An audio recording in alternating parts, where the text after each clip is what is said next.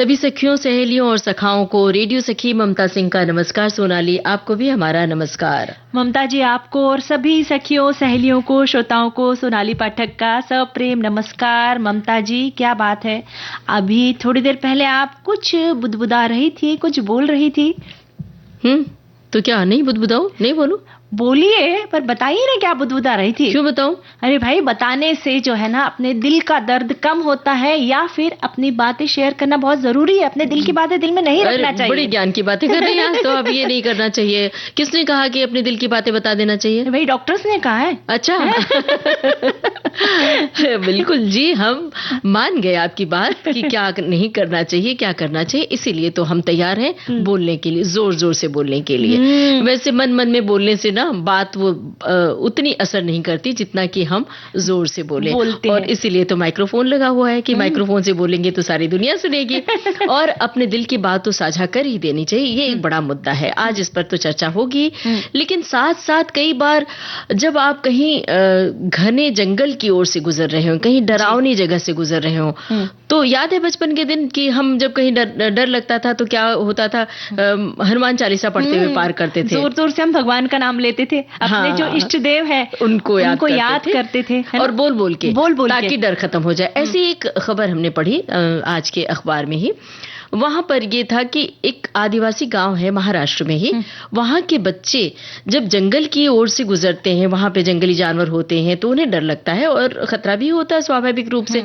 तो वो क्या करते हैं, जोर जोर से बोल बोल के पहाड़े पढ़ते हैं और कुछ कविताएं शेयर करते हैं और किस्सा गोई करते हैं। तो उनके भीतर का जो डर होता है वो कहीं दूर भग जाता है और वो अपने को रोकते नहीं है कि हम डर के मारे रुक जाए कि हाँ तो शेर आया था कल, हो सकता है आज भी आ जाए। वो डरते नहीं है, वो अपने रास्ते, पहाड़ी रास्ते, जंगली रास्ते पार करते चले जाते हैं। तो इससे बड़ी सीख मिलती है, वो ये कि हमें रुकना नहीं है, अपने डर को किसी भी तरह से भगाना है। और है ना, जैसे आपने कहा कि हनुमान चालीसा बोलना है या फिर किसी मंत्रोच्चार को हम जोर जोर से जब बोलते हैं ना तो अपने आप में एक पॉजिटिविटी हमारे अंदर आ जाती है ना। और वो शब्दों की जो गूंज शक्ति है वो हमें एक संबल का काम करती है हमारे लिए। बिल्कुल सही बात है। तो ये जो नवरात्रि का त्योहार है उस वक्त भी घर घर में बहुत बहुत मंत्रोच्चार का पाठ किया जाता है, सप्तशती का पाठ करते हैं। तो सबसे पहले हमारे सारे श्रोताओं को नवरात्रि की बहुत सारी बधाइयां और शुभकामनाएं देते हैं। सबको शुभकामनाएं। और ये जो नवरात्रि का पर्व है सोनाली, इसमें तो ये जो अपना देश वैसे उत्सवों का देश माना जाता है, बहुत सारे उत्सव मनाए जाते हैं। तो आजकल नवरात्रि पर क्या होता है, धूम किस चीज की है, गरबा की है ना।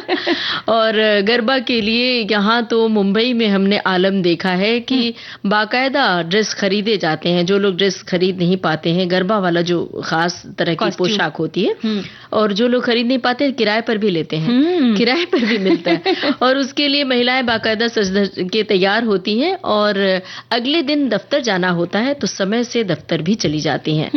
तो ये सीखने वाली बात है, ये बहुत सीखने वाली बात है कि अपने काम के साथ में जो है दूसरे काम को भी महत्व देना है ना, मनोरंजन को भी उतना ही महत्व देना भी बहुत जरूरी है। बिल्कुल सही बात है। तो आज के हमारे विषय बता दे कि नवरात्रि सप्तमी है, तो आज हम माँ कालरात्रि की पूजा करते हैं, उसके बारे में भी हम बातचीत करेंगे। शक्तिपीठ कालीघाट मंदिर कोलकाता के बारे में भी हम जानकारी देंगे। और इसके अलावा सखी विशेष के अंतर्गत लेफ्टिनेंट कमांडर दिलना के बारे में हम जानकारी देंगे। और आज विश्व हृदय दिवस है, जो आपने जिस मुद्दे को छेड़ दिया कि अपने दिल की बात साझा कीजिए। जी।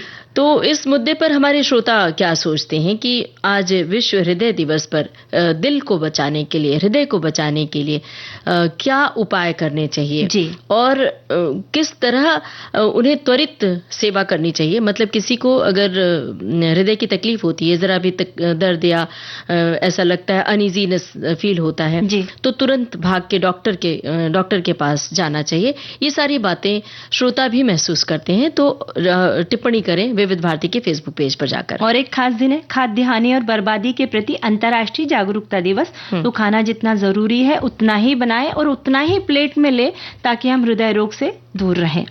और व्रत के व्यंजन, अगर आप व्रत करते हैं तो व्रत में क्या खाते हैं उसके व्यंजन भी हमें लिख कर भेजिए। और अब क्या करें, एक गाना सुन लेते हैं। सुनते हैं।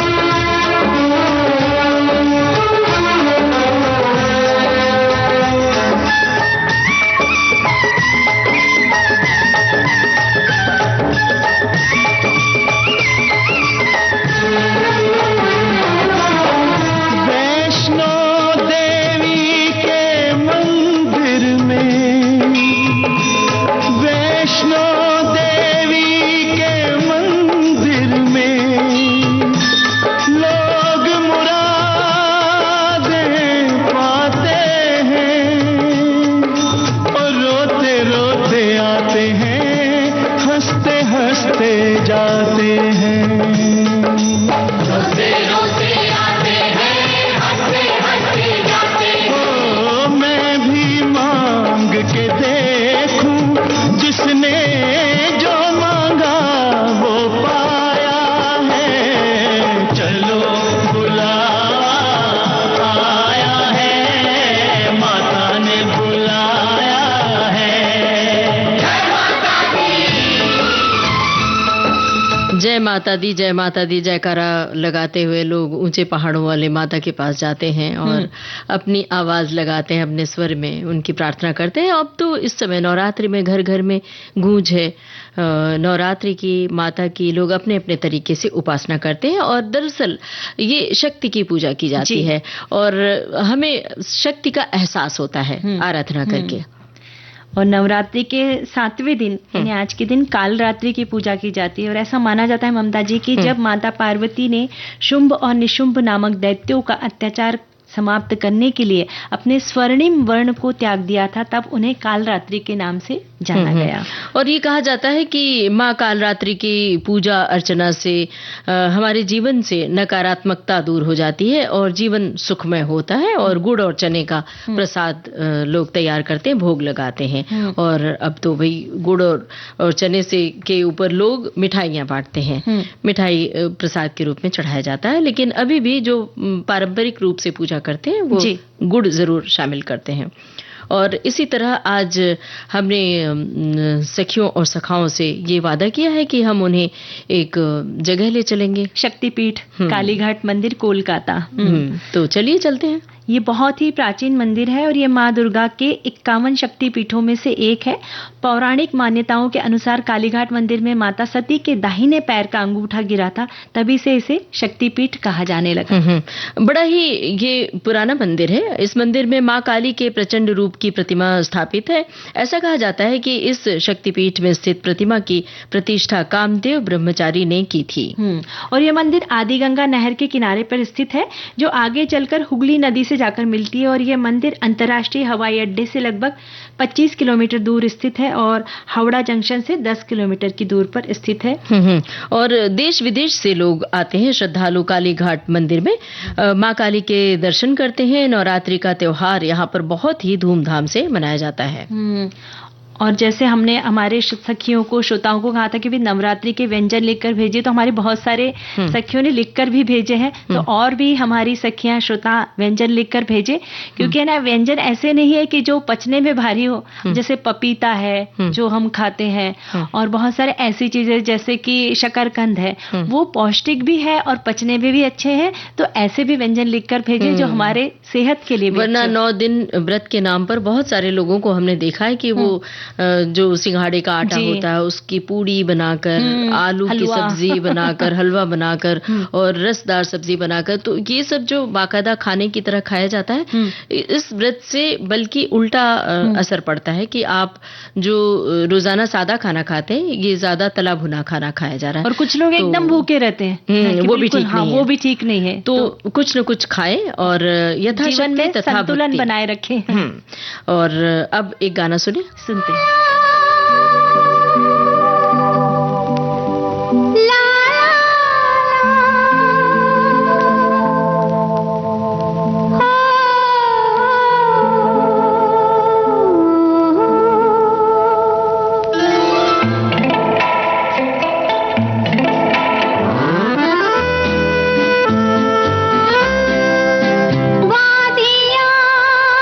मेरा दामन रास्ते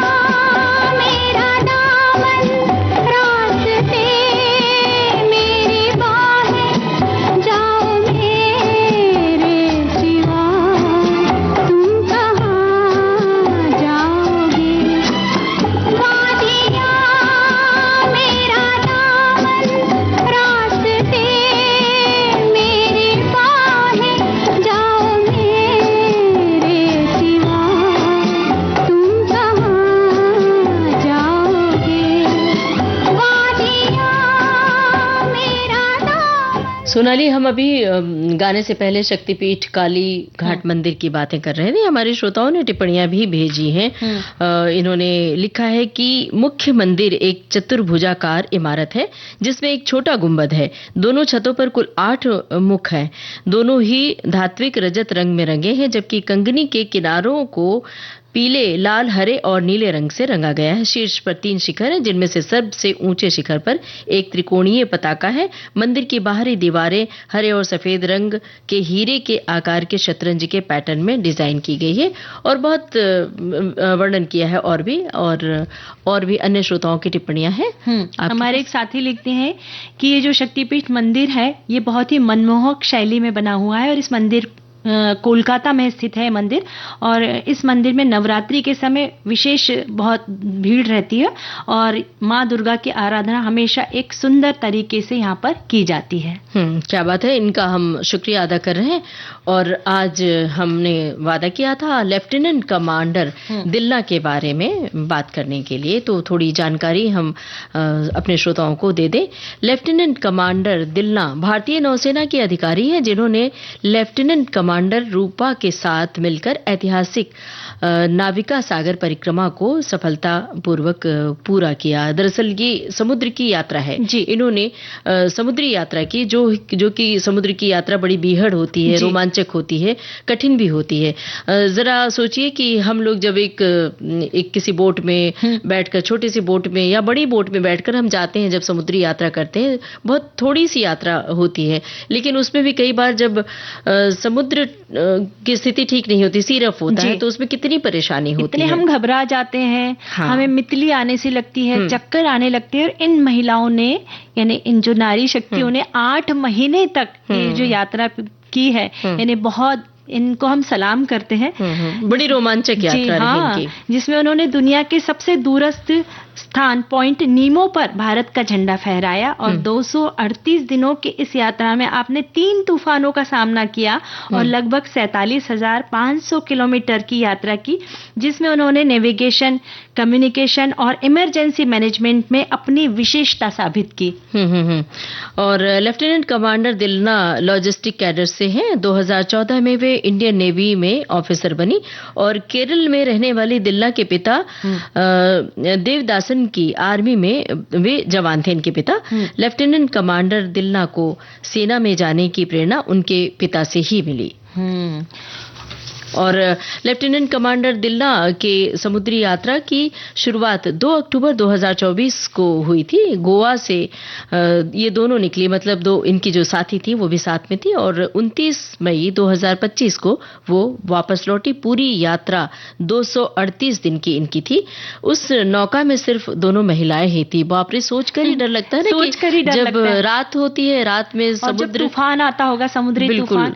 उनके इंटरव्यू में मैंने सुना था ममता जी कि जितना 30 मंजिला जितनी इमारत है, इतनी ऊंची ऊंची लहरें आती हैं। बिल्कुल, एक जरा सी ऊंची लहर आती है और हम किनारे पर होते हैं तो डर जाते हैं कि कई बार ऊंची लहर आती है और हमें ऊपर तक, सिर के ऊपर से कई बार चली जाती है, भिगो जाती है, तो हम सिहर जाते हैं, डर जाते हैं, लगता है कि अब तो जीवन समाप्त है। लेकिन न जाने कितनी लहरों के थपेड़ों को सहा होगा, सामना किया होगा, और कैसे ये जूझी होंगी, ये तो एक दिलचस्प बात होगी। कभी मौका लगा तो हम जरूर उनसे बातचीत रिकॉर्ड करके अपने श्रोताओं को सुनवाएंगे कि उनकी जो बीहड़ यात्रा थी समुद्र की कैसी रही।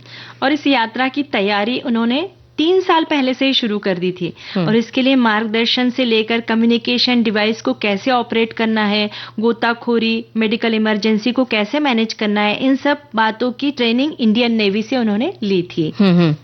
और एक बार ऐसा हुआ कि घने अंधेरे में जीपीएस, ऑटो पायलट और हवा दिशा बताने वाला नेविगेशन पैनल अचानक काम करना बंद कर दिया और प्रशांत महासागर के बीचों बीच इन्हें ऐसे लगा जैसे समुद्र में खो से गए हैं। मदद की उम्मीद करना भी बेकार था, क्योंकि कोई भी मदद 4-5 दिनों के पहले नहीं मिल सकती थी।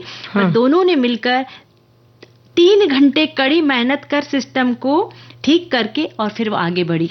ये लोमहर्षक यात्रा रही होगी सोनाली। जब हम बता रहे हैं अपने श्रोताओं को तब भी हमारे रोंगटे खड़े हैं कि कैसी रही होगी वो यात्रा, क्योंकि जब हम कभी समुद्री यात्रा पर घूमने जाते हैं तो रात होती है तो जो समुद्र की लहरों की आवाज होती है अपने आप में बड़ी भयानक लगती है, डरावनी सी लगती है। शाम बड़ी अच्छी लगती है समुद्री किनारों की, सुबह बड़ी खूबसूरत लगती है उगता हुआ सूरज, लेकिन जब रात होती है तो वही समुद्र डरावना लगता है। चांदनी रात में बड़ा खूबसूरत लगता है। तो हम जब हम बात कर रहे हैं तो सोच रहे हैं कि वो कैसी भयानक रही होगी रात जब अंधेरा होगा और ये परेशानियों से जूझ रही होंगी।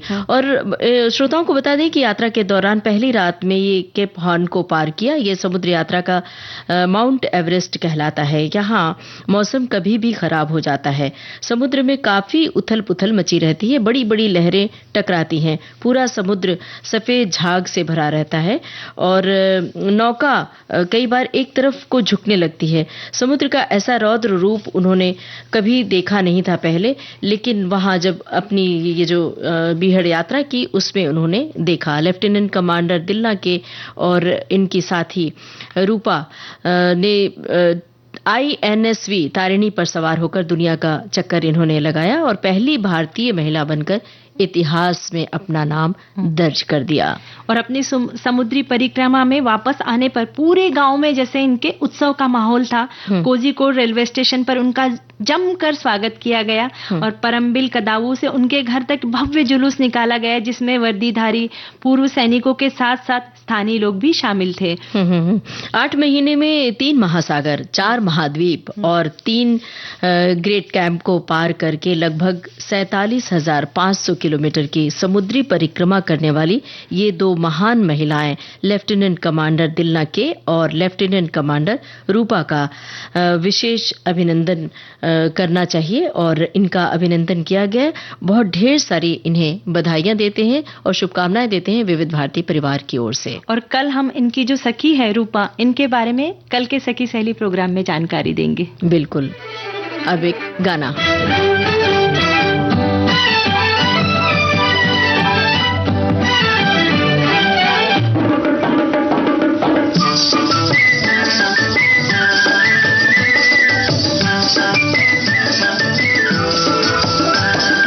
पंछी बनूं उड़ती फिरूं मस्त गगन में, आज मैं आजाद हूँ दुनिया के चमन में। पंछी बनूं उड़ती फिरूं मस्त गगन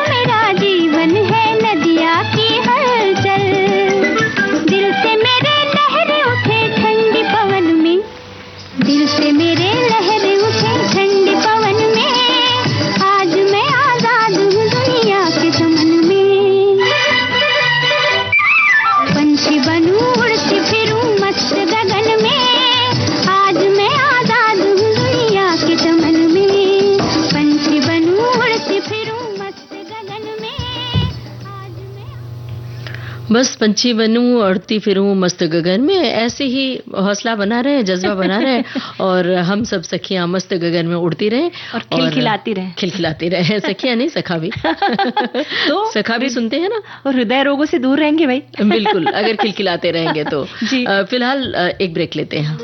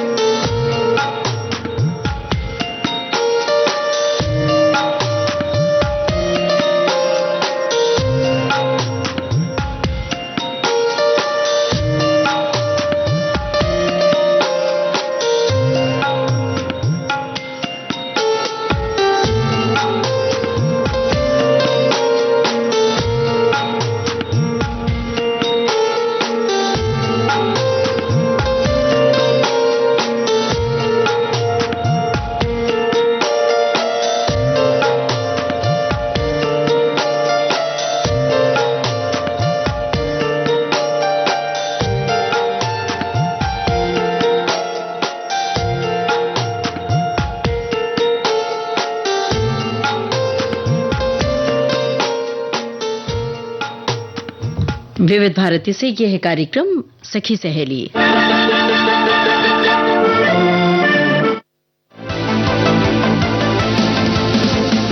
जीएसटी काउंसिल ने टैक्स को और भी सरल बना दिया है।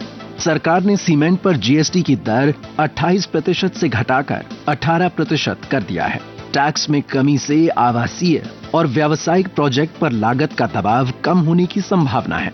इसी तरह संगमरमर और ट्रैवर्टीन ब्लॉकों पर टैक्स की दर 12% से घटाकर 5% कर दी गई है, जबकि ग्रेनाइट ब्लॉकों पर भी पहले के 12% की तुलना में अब केवल 5% जीएसटी लगेगा।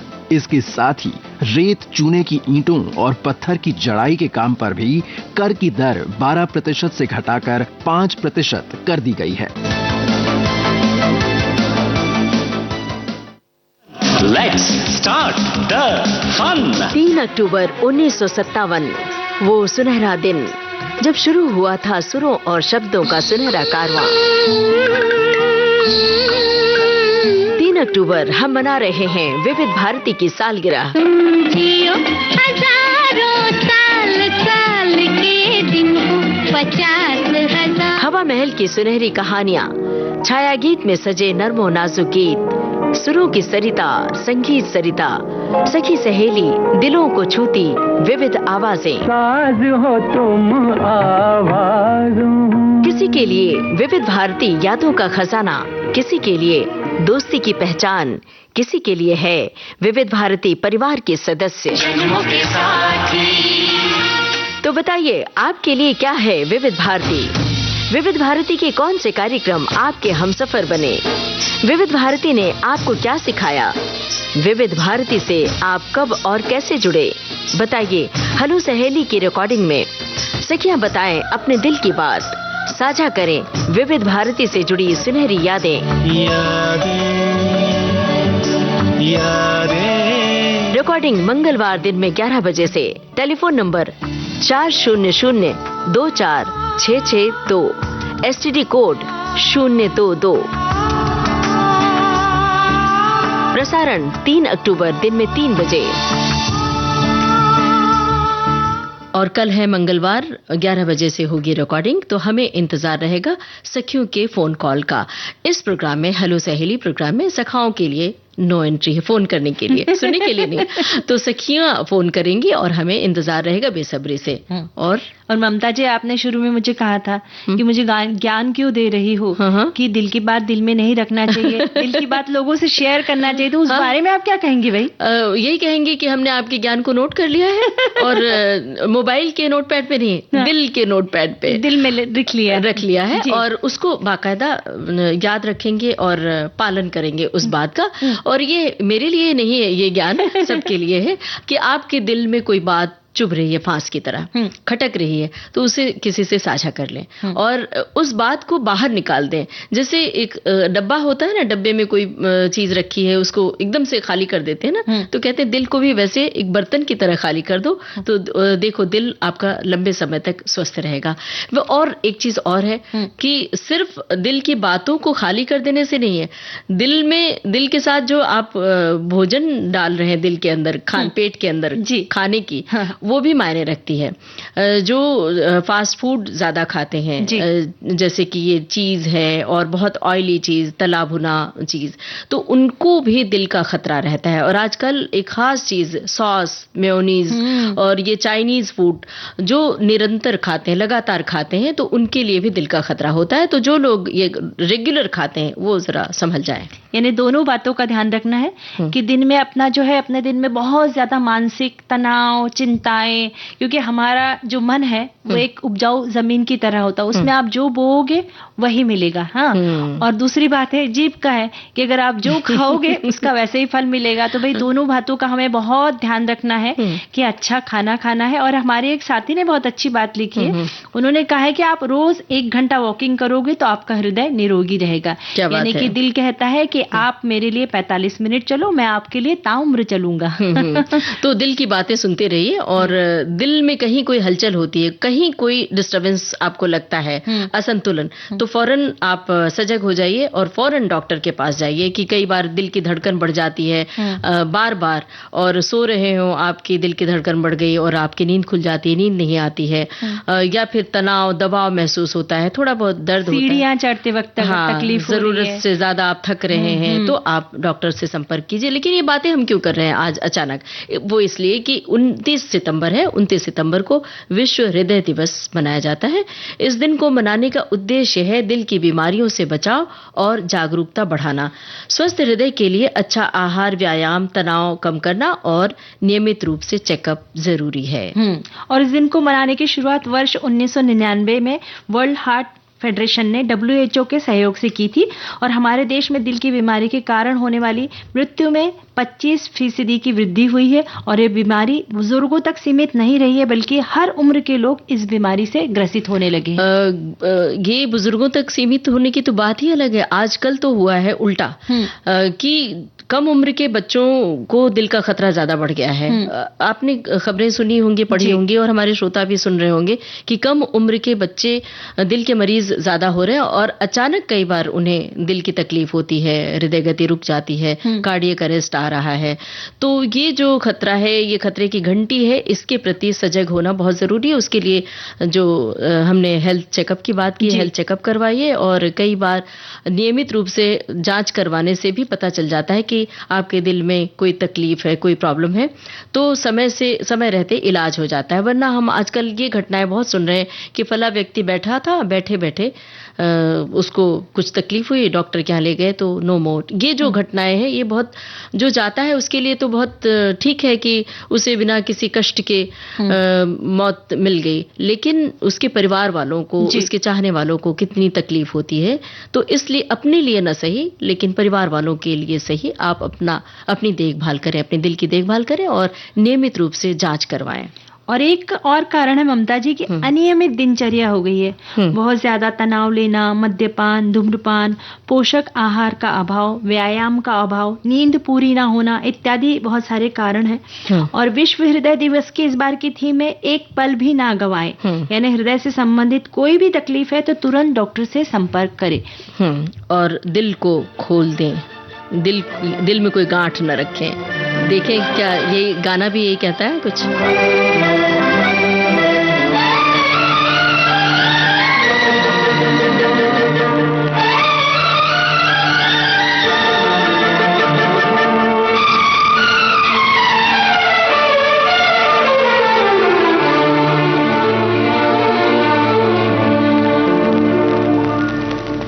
दिल की गिरह खोल दो, चुप न बैठो, कोई गीत गाओ।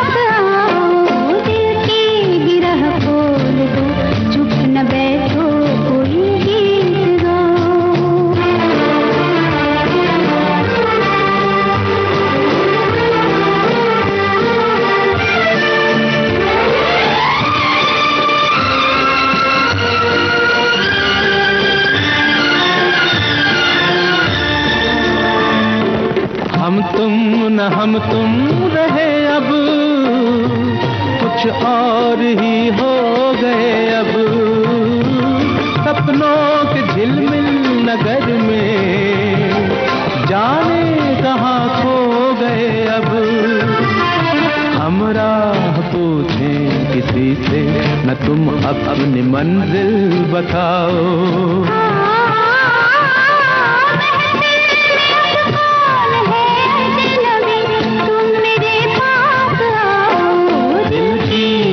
खोल दो, चुप न बैठो, कोई गीत गाओ।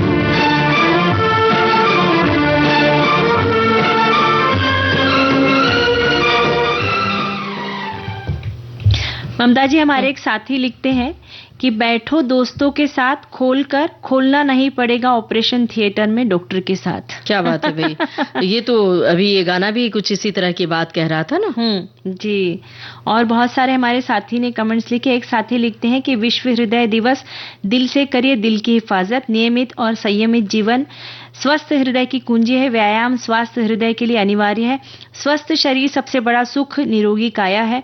हृदय को बचाने के लिए तनाव कम करें, मधुर मनभावन संगीत सुने, अच्छी नींद ले, इसके लिए विविध भारती मुंबई सुनते रहिए। क्या बात है भाई, विविध भारती सुनने से तो वैसे भी तनाव रहित हो ही जाते हैं। जी। और एक श्रोता ने लिखा है कि हृदय शरीर का वो अंग है जिसकी धड़कने मात्र से शरीर में जीवन है या नहीं इसकी पहचान हो जाती है, और इस दृष्टिकोण से उसकी धड़कन को स्वस्थ बनाए रखने के लिए स्वस्थ और संतुलित आहार के अतिरिक्त स्वस्थ विहार की भी उतनी ही अधिक आवश्यकता है, क्योंकि चिंता और फिक्र का अतियोग भी रक्तचाप बढ़ाने में सहायक है।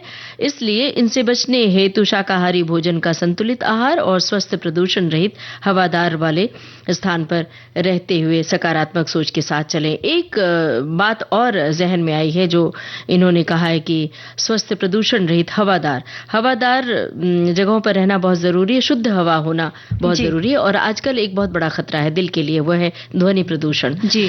हमने देखा है कि बहुत ज्यादा तेज आवाज में संगीत जब बजता है तो लोगों को दिल का खतरा होता है। कई ऐसे हादसे सुनने में आए कि कहीं बहुत बारात में, शादी ब्याह में जोर जोर से ढोल धमाका हो रहा है, मतलब ढोल ताशे बज रहे हैं जी, ड्रम बज रहा है, या फिर अभी गरबा के माहौल में भी बहुत तेज डीजे की आवाज से लोगों को बैठे बैठे हार्ट अटैक आ गया है।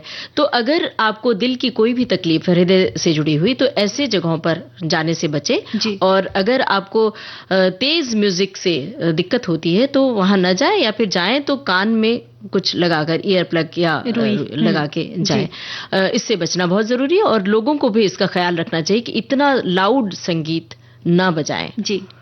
मधुर संगीत में जो मधुरता है, जो मिठास है, वो लाउड में नहीं है। और एक हमारे साथी ने लिखा है ममता जी कि विश्व हृदय दिवस के अवसर पर मैं ये कहना चाहूंगी कि आप हर रोज विविध भारती सुनते रहे, आपका हृदय स्वस्थ रहेगा। विविध भारती से मीठे मीठे गीत सुनाए जाते हैं, मोटिवेशनल बातें की जाती है, स्वस्थ रहने के लिए टिप्स दिए जाते हैं, हम अपनी बातें भी शेयर कर लेते हैं। हृदय के स्वस्थ रहने के लिए और क्या चाहिए। बिल्कुल भाई, विविध भारती सुनते रहिए। और हृदय को स्वस्थ रखने के लिए खान पान का सही होना बहुत जरूरी है। हमने अभी जिक्र भी किया था कि अगर आप पौष्टिक खाएंगे और बहुत ज्यादा फैटी, जिसमें फैट की मात्रा ज्यादा होती है, वो नहीं खाएंगे तो आप लंबे समय तक अपने हृदय को स्वस्थ रख सकते हैं। और आज एक खाद्य हानि और बर्बादी का अंतर्राष्ट्रीय जागरूकता दिवस भी है जो इससे जुड़ा हुआ है। हर बरस 29 सितंबर को ये दिवस मनाया जाता है। संयुक्त राष्ट्र द्वारा अनुमोदित ये बड़ा ही महत्वपूर्ण दिवस है। इसका उद्देश्य खाद्य हानि को रोकना है और इस विषय में के प्रति जागरूकता को फैलाना है कि जो आप जरूरत से ज्यादा खाना ले लेते हैं प्लेट में, थोड़ा बहुत कुतरते हैं, खाते हैं और बाकी फेंक देते हैं। खासकर बुफे सिस्टम में जब हम खाना खाते हैं उसमें ऐसा होता है कि भाई फिर भीड़ में हमें मिलेगा कि नहीं मिलेगा, इतनी लंबी लाइन है, तो हम जबरदस्ती रोटी भी रख लेते, चावल भी रख लेते, पूरी भी रख लेते, मिठाइयाँ भी रख लेते हैं, और फिर इतना तो नहीं खा सकते, फिर थोड़ा सा खाए और पूरी प्लेट फेंक देते हैं। इतना ही नहीं, रोटी के कई प्रकार, कि मिसी रोटी है, ज्वार की रोटी है, बाजरे की रोटी, गेहूं की रोटी है, तो वो भी लोग ले लेते थोड़ा थोड़ा और चखते हैं। भाई रोटी तो आप अपने घर में खाते ही हैं, हर तरह की रोटी। तो जब बुफे सिस्टम है, वहां पर जो आपको पसंद है ज्यादा वही रोटी, पहले एक रोटी लेके खा लें, 3-4 रोटियां प्लेट में भरना जरूरी नहीं है। और कई लोग पूरी प्लेट भर लेते हैं, जितनी चीजें हैं सब कुछ भर लेते हैं। ये तो आजकल इसलिए रखा जाता है कि किसी को कौन सी सब्जी पसंद है कौन सी नहीं, तो वो जिसको जो नहीं पसंद है वो खाए, ना कि सारी सब्जियां अपने प्लेट में भर लें। सारी मिठाइयों से प्लेट को भर लिया और उसके बाद थोड़ा बहुत खा के फेंक दिया। तो ये जो बर्बादी होती है, इस ओर जागरूकता फैलाने के लिए आज के दिन को मनाया जाता है।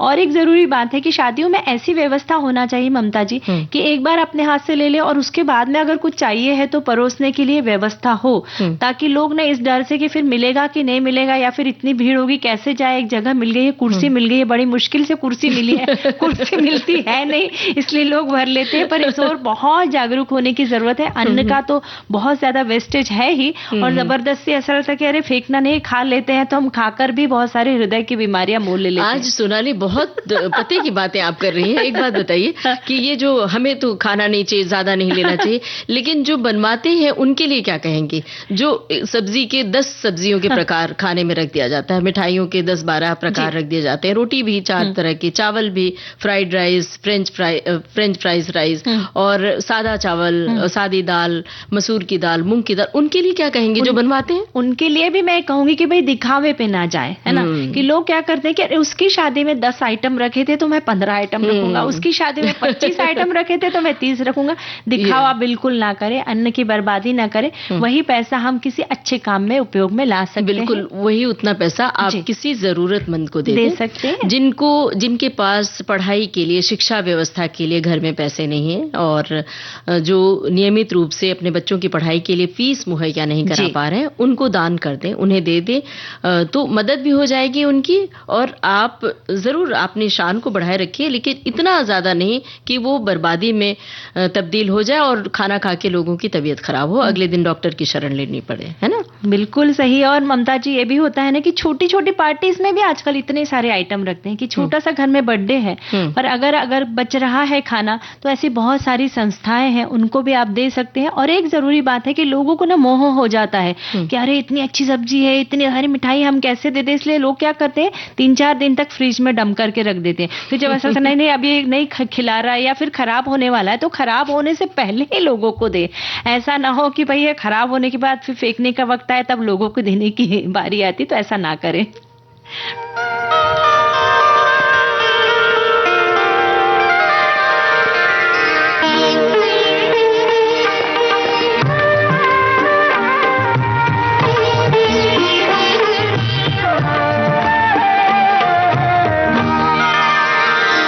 चंदन सा बदन चंचल चितवन, धीरे से तेरा ये मुस्काना।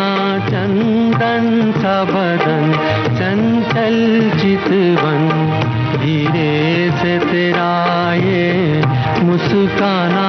मुझे दोष न देना जगवालो, मुझे दोष न देना जगवालो, हो जाऊं अगर मैं दीवाना।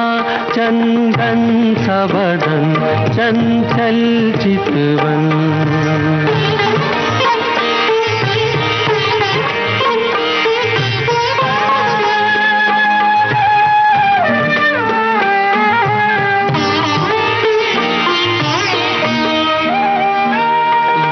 काम कमान भवे तेरी पलकों के किनारे, कजरारे माथे पर सिंदूरी सूरज, होठों पे दहकते अंगारे। साया भी जो तेरा पड़ जाए, साया भी जो तेरा पड़ जाए, आबाद हो दिल का वीराना। चंदन सा बदन चंचल चितवन।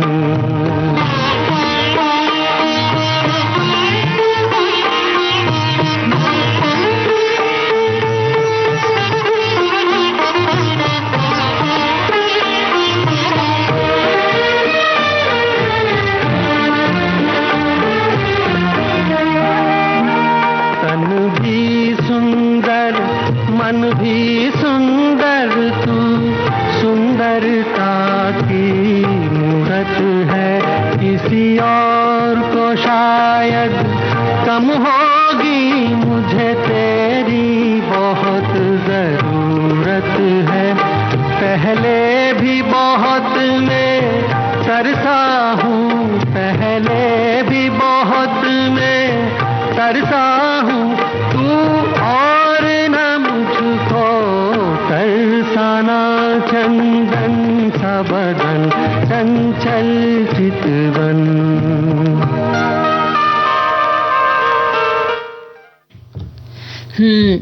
व्यंजनों की बारी है तो ममता जी, हमारे एक सखी ने बहुत अच्छी सी एक रेसिपी लिखकर भेजी है। इन्होंने कहा है कि मखाने की खीर छीलकर मोटा मोटा घिस लीजिए, थोड़ा मखाना भी सूखा रोस्ट कर लीजिए, मखाने को दरदरा कूट लीजिए और बर्तन में दूध को खौलने दीजिए। अब थोड़ा घिसा सेव मिला दीजिए, अभी सेव उपास की होगी शायद, 10 मिनट तक पकाए, ऊपर से दरदरा मखाना भी डाल दीजिए।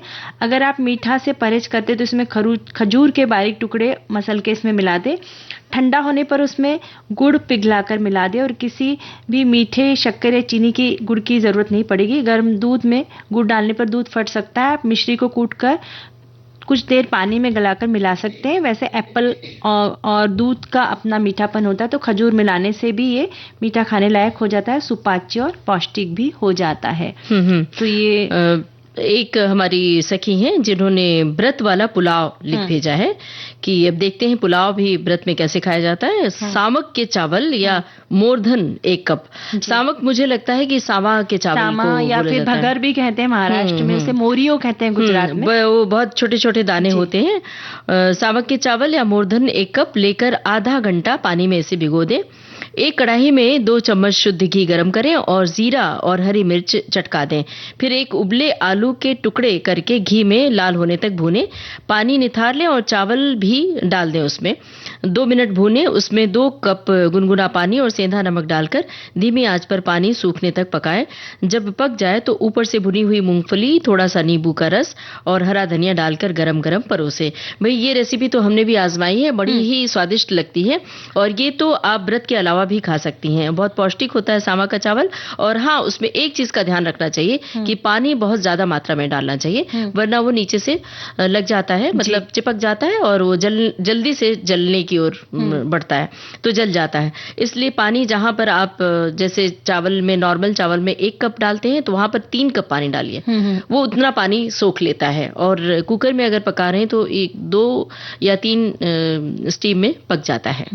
और एक रेसिपी मैं भी शेयर करूंगी ममता जी। कच्चे पपीते को बाहर से छील लीजिए, उसको मोटा मोटा कद्दूकस करके और उसके बाद में बिल्कुल थोड़ा सा घी डालें और उसमें जीरा चटकाएं और उसके अंदर हरी मिर्च डाल के वो जो मोटा मोटा कद्दूकस किया हुआ कच्चा पपीता है उसे डाल के उसमें नमक डाल के थोड़ा सा ढक कर रख दे और थोड़ा सा नरम होने के बाद में उसमें मूंगफली दाने का पाउडर डाल दे और बस उसे खिला खिला होने के बाद में गरम गरम परोसे। ये जो पौष्टिक है ये बहुत अच्छा है। वैसे ही शकरकंद जो है उसे पतला पतला काट के उसे घी में थोड़ा सा फ्राई करके और थोड़ा नरम हो जाए तो उसमें थोड़ा सा गुड़ डाल के उसका भी हलवा बहुत अच्छा लगता है। तो ये 2 जो स्वाद के साथ में पौष्टिक भी है तो इसे खाएं और व्रत के अलावा भी खा सकते हैं। क्या बात है।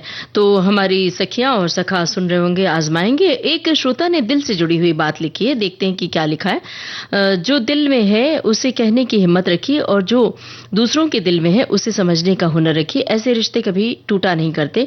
छू न सको आसमान तो न सही, किसी के दिल को छूने का आनंद भी आसमान छूने से कम नहीं। इंसान की खूबसूरती हमेशा दिल और ज़मीर से होती है, लेकिन लोग बेवजह उसे शक्ल और कपड़ों में टटोलते हैं।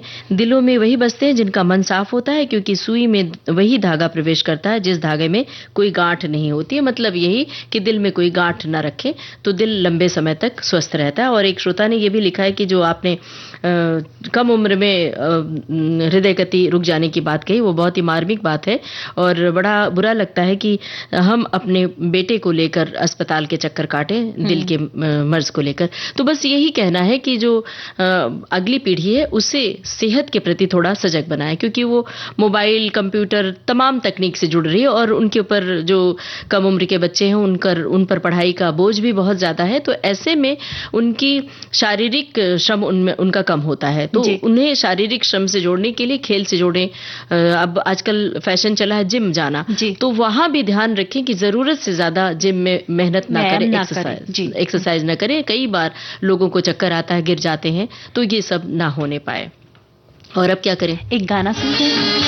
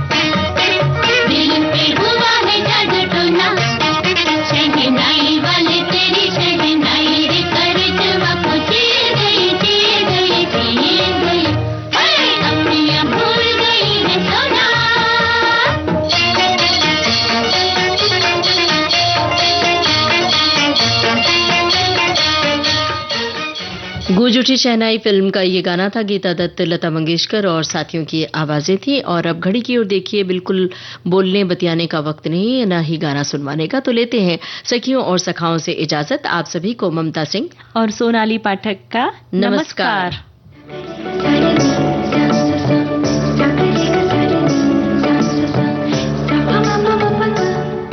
सखी सहेली कार्यक्रम की प्रोड्यूसर अनुश्री पाठक। सखी सहेली।